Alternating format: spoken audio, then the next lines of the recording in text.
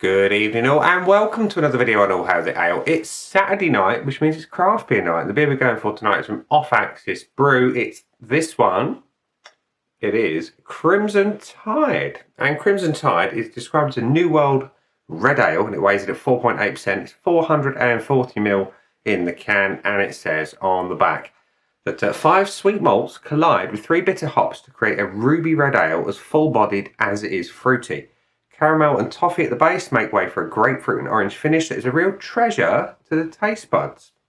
Now, my good lady wife picked this up for me from, I believe, B&M or Home Bargain, whatever, one of the budget shops.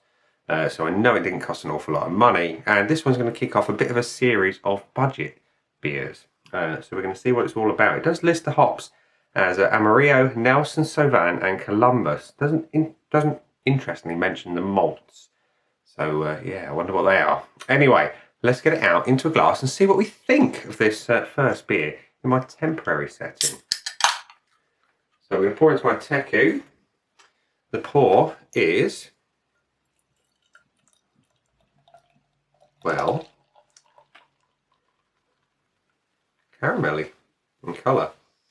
So there it is. It is up to the light. Yeah, there's a fair bit of caramel colour going on there. A few too many bubbles for my liking. Nice tan head. That should be up close in a glass. It looks alright. It's a whiff.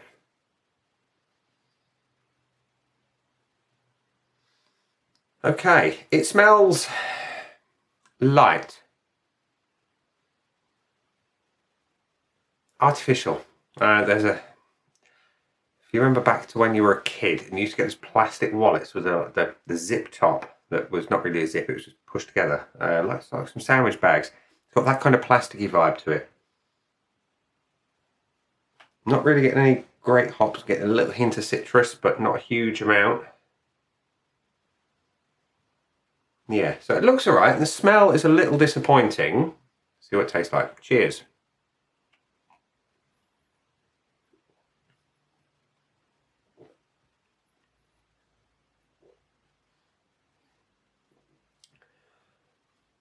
That is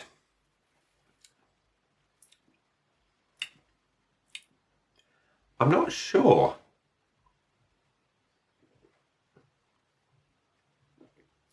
The body is medium weight. Carbonation is good. The flavour doesn't taste like a ruby ale. Doesn't taste. I'm not sure what it tastes like. It's a little bit uncertain. I mentioned grapefruit and orange. I'm not really getting that. I'm getting a little bit of bitterness on the back end, but not a huge amount. A lot of artificial flavour going on. And I don't know if that's intended by the ingredients, probably not. But what we got? Water, malted barley, wheat, oat, hops and yeast. So nothing particular listed that would give it that kind of plasticky vibe, but there we are. So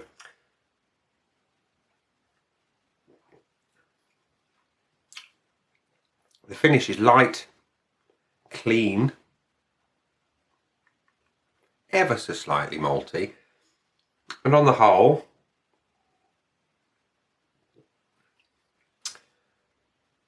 yeah, it is what it is. So at this point in time in the video, I would normally show you the Untapped and get my scoreboard of joy ready, but because we are in temporary premises, shall we say, half my stuff is back at home while we have the building work done. So we're going to go live-ish to Untapped and see what Untapped says. So let's get the old doodah. So it says, Crimson Tide, Off Axis Brew, 1,000 check-ins, 3.22 average. People I know, 4, with an average of 3.38. They think it's better than I do, but, well, let's be objective. Obviously, I don't have my scoreboard of joy, so I'm going to have to do a bit of a running total. So, as always, we're going to judge it against the 5 pillars of judgment: the looks, the aroma, the body, the taste, and the finish. And starting with the looks, it looks all right, to be fair. It's a nice colour with a nice head. It's relatively clear, which for a ruby style ale I kind of expect. Now, you're not getting the benefit of the lights here, but it is crystal clear, and it's not as dark as it looks in the video. But it looks good. It's having a point for the visuals. The aroma, like I say, is light. It's got plasticky vibes, artificial vibes, excuse me if you will, and there's nothing I like about it, so it's going to have a 0 on that front. The body, can't fault it. Nice medium weight, good carbonation, and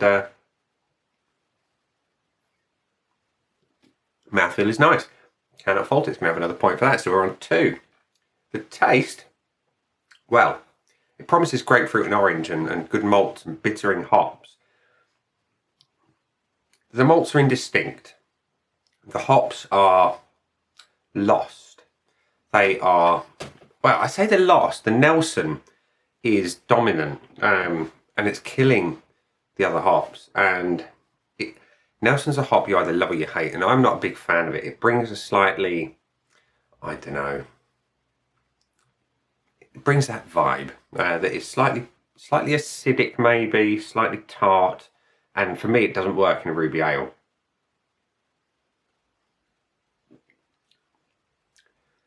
I'm going to give it, I've got to give it something.